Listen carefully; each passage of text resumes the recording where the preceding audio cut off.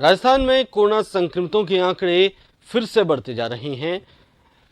सोमवार को भी कोरोना के 425 नए केस सामने आए और 4 लोगों की जान चली गई। इनमें 3 जयपुर और 1 मौत सवाई माधोपुर में हुई। चिंता की बात यह है कि जांचें 3874 हुई और संक्रमण दर 10.97% रही है। यानी हर 100 जांच में 11 लोग संक्रमित मिले हैं। 741 मरीज रिकवर हुए हैं।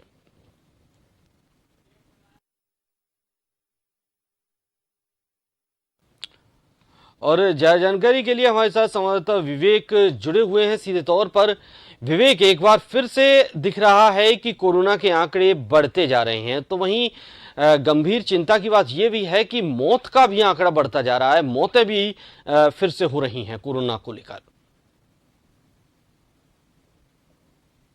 बिल्कुल, देखिए प्रदेश में लगातार कोरोना संक्रमण जो है वो बढ़ता हुआ नजर आ रहा है, लेकिन राहत की बात ये मानी जा रही है कि जो पॉजिटिविटी रेट है, जो संक्रमण दर है, वो पहले से कहीं कम है।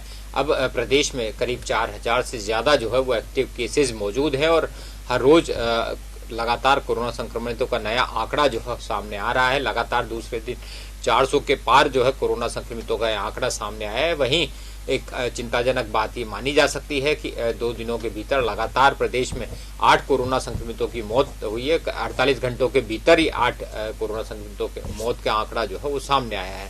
हालांकि वैक्सीनेशन अभियान जिस तरह से आगे बढ़ाया गया था, उसके चलते कोरोना संक्रमितों का आंकड़ा जो है वो फिलहाल तेजी से बढ़ता हुआ नजर नहीं आ रहा है। ना ही लोगों की उस अनुपात में मौत हो रही, क्योंकि लगातार कोरोना संक्रमण की दूसरी लहर में देखा गया था कि लगातार जो संक्रमितों का आंकड़ा था काफी तेजी से बढ़ा था और संक्रमितों की मौत भी बड़ी संख्या में हो रही थी। तो एक वैक्सीनेशन के असर ये माना जा सकता है कि संक्रमितों का आंकड़े में काफी तेजी देखने को नहीं मिल रही है और मौतों का आंकड़ा जो है वो जरूर बीते कुछ दिनों से लगातार बढ़ रहा है। तो ये कहा जा सकता है कि कोरोना को लेकर लोग लापरवाह हो चले हैं और कोविड अप्रोप्रिएट बिहेवियर जो केंद्र सरकार की ओर से गाइडलाइन जो जारी की गई थी, उस गाइडलाइन की पालना नहीं करने के चलते संक्रमितों का नया आंकड़ा बढ़ रहा है।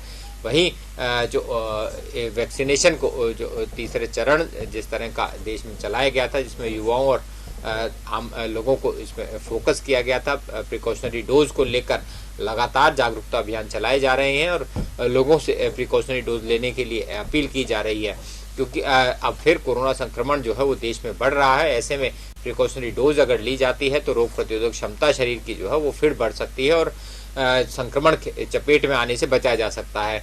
वहीं लगातार विशेषज्ञ आगाह कर रहे हैं कि कोरोना संक्रमित का आंकड़ा जो है वो बढ़ सकता है। ऐसे में मास्क लगाने की अनिवार्यता और 2 गज की दूरी जो सोशल डिस्टेंसिंग थी, इसको लेकर के कड़ाई से पालना की जाए। साथ ही अगर कोई संक्रमित व्यक्ति के संपर्क में आते हैं या संक्रमित व्यक्ति मिलता है तो उसके तमाम ट्रेसिंग की जाए। उसके संपर्क में जो लोग आए हैं उनको सचेत रहना चाहिए। ऐसे में कोरोना संक्रमण को और तेजी से बढ़ने से रोका जा सकता है।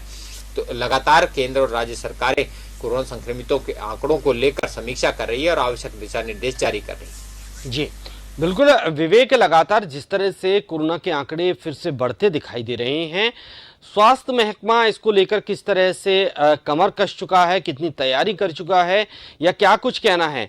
क्या ये कोरोना जो इस बार आ रहा है उतना ही पावरफुल रहेगा जितनी पिछली वेव्स रही थी?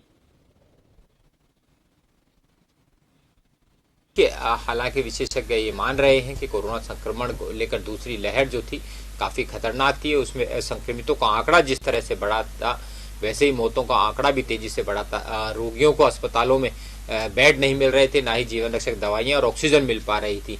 ऐसे में ऑक्सीजन की कमी के चलते तड़प तड़प कर मरीज जो है वो दम तोड़ रहे थे। लेकिन जब से देश में वैक्सीनेशन कोविड वैक्सीनेशन का अभियान चलाया गया है, लोगों में रोग प्रतिरोधक क्षमता बढ़ी है और हालांकि जो नई म्यूटेशंस जो कोविड के आ रहे हैं उसको लेकर के अलग अलग तरह की भी जो तमाम बातें यहाँ पर सामने आ रही है। लेकिन विशेषज्ञ ये कह रहे हैं कि जो कोविड अप्रोप्रिएट बिहेवियर था, अगर उसकी कड़ाई से पालना की जाती है तो कोरोना संक्रमण से बचा जा सकता है, उससे निपटा जा सकता है। केंद्र और राज्य सरकारें लगातार कोरोना संक्रमितों का हर रोज जो आंकड़े आ रहे हैं उसको लेकर जो समीक्षा कर रही है और आवश्यक तैयारियां कर रही है। हालांकि पहले से ही कोरोना संक्रमण की दूसरी लहर जब आई थी, उसके बाद से लगातार केंद्र और राज्य सरकारों का फोकस जो है वो जी। तमाम अस्पतालों पर रहा है, मेडिकल सेक्टर पर रहा है। किस तरह से अस्पतालों में बेडों की संख्या बढ़ाई जाए, किस तरह से ऑक्सीजन की उपलब्धता जो है वो तमाम अस्पतालों में बढ़े, जीवन रक्षक दवाएं जो है वो समय पर मिल सके, और किस तरह इंफ्रास्ट्रक्चर जो मेडिकल इंफ्रास्ट्रक्चर है उसको किस तरह से बढ़ाया जा सकता है। तो तमाम फोकस उसी पर था और उसी के चलते तमाम इंतजामात जो है वो सरकारी अस्पतालों में ही मौजूद है। ऑक्सीजन की अगर बात की जाए तो ऑक्सीजन उत्पादन करने की क्षमता जो है वो कई अस्पतालों स्तर पर पूरी कर ली गई है, जबकि दूसरी लहर में देखा गया था कि ऑक्सीजन सिलेंडर के लिए मारामारी देखी जा रही थी। तो कुल मिलाकर केंद्र और राज्य सरकारों ने पूरा फोकस जो है वो मेडिकल सेक्टर पर किया है, और तमाम वो उपकरण और सुविधाएं जो मरीजों को दी जानी चाहिए वो पहले ही जुटाई जा चुकी है। लेकिन कोरोना संक्रमितों का आंकड़ा जो है वो उस रफ्तार से बढ़ नहीं रहा है।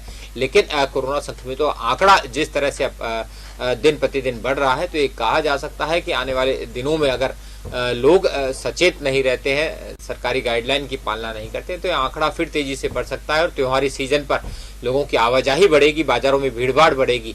और इससे पहले भी देखा गया है कि त्योहारी सीजन में जब लोगों का मूवमेंट बढ़ता है, लोगों की भीड़भाड़ देखी जाती है, तो उस समय कोरोना संक्रमितों का आंकड़ा तेजी से आता है और बड़ा विस्फोट देखा जाता है आंकड़ों में। तो कुल मिलाकर आने वाले दिनों में त्योहारी सीजन की शुरुआत होनी है, दिवाली का बड़ा त्योहार आना है।